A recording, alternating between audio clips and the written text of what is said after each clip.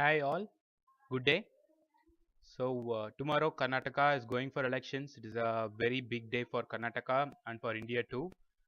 Tomorrow, I think most of the people might be going for vote, and I think you might have decided whom to vote for.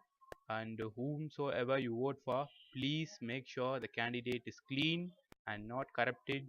And some of the people might be in confusion whom to vote for, and some of the people might be bored of the existing political system and have opted not to vote.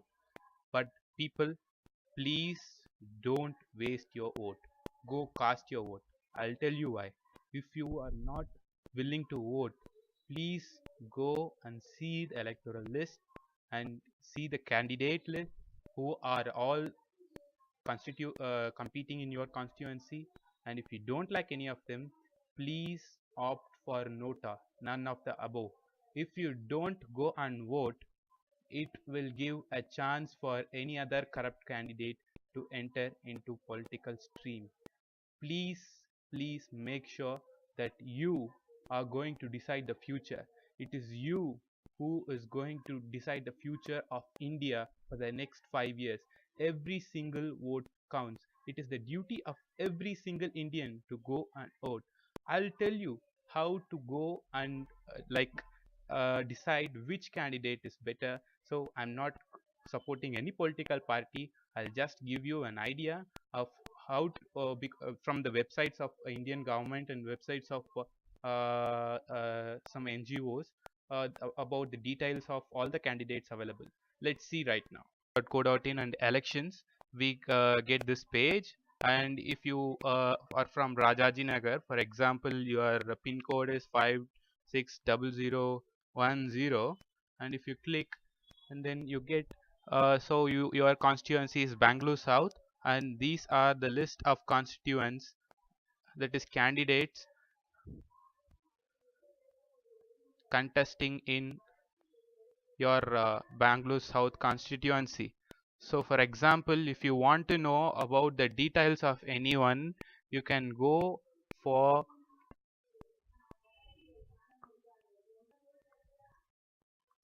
in my Neta info, you go for all candidate list, and in that, just a second till it loads. And one thing I'll tell you, please don't elect a candidate who has a criminal background.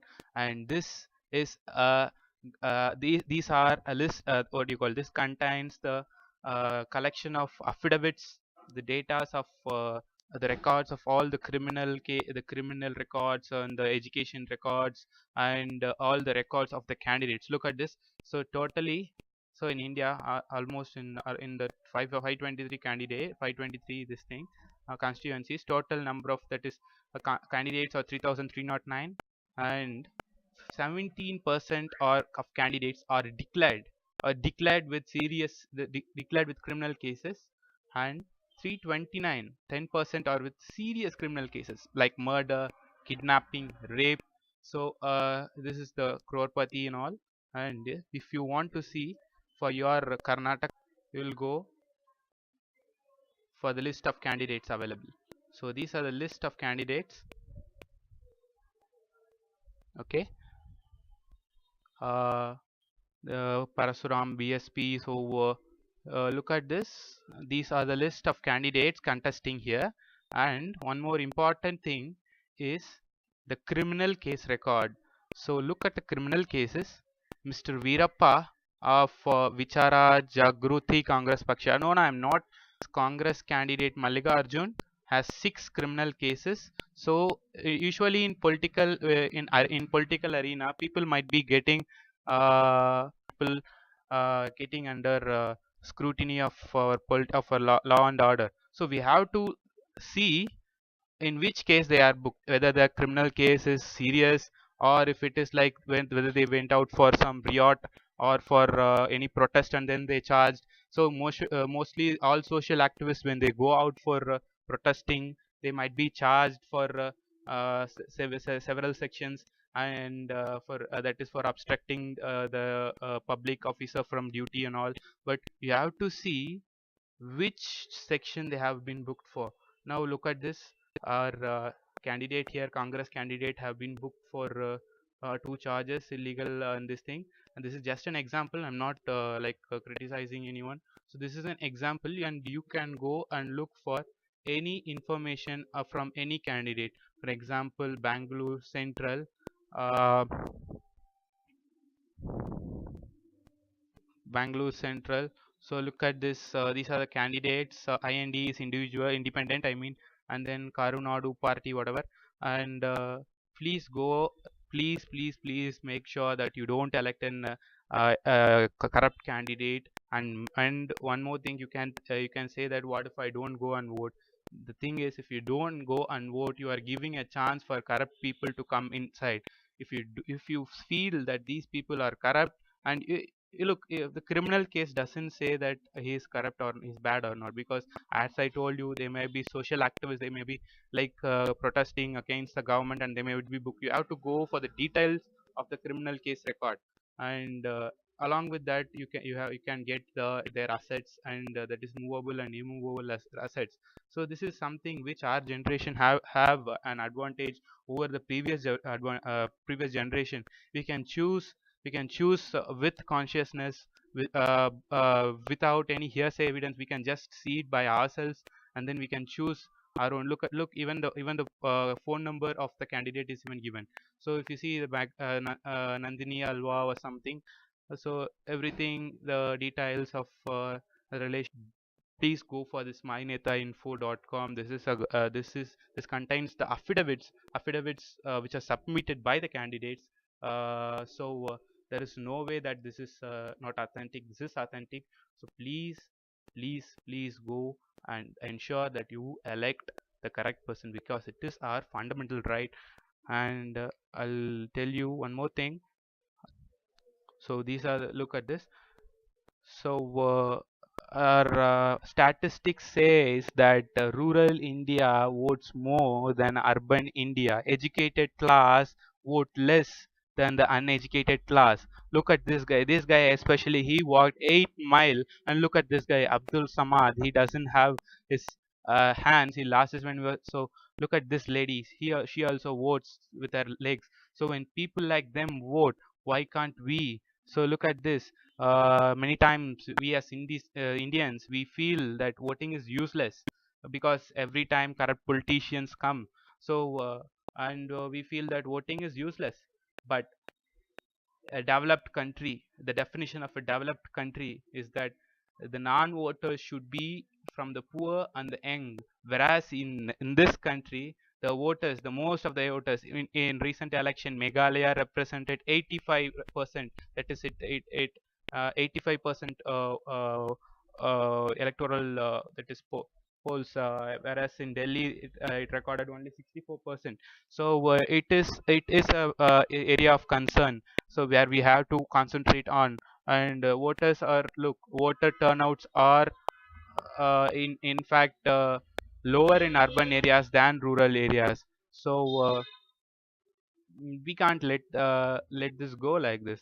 And then what we have to see is that the Lok Sabha members, 60 people from the Lok Sabha have never signed the register. That means we have elected people from 60 constituencies who have not ever gone to the parliament.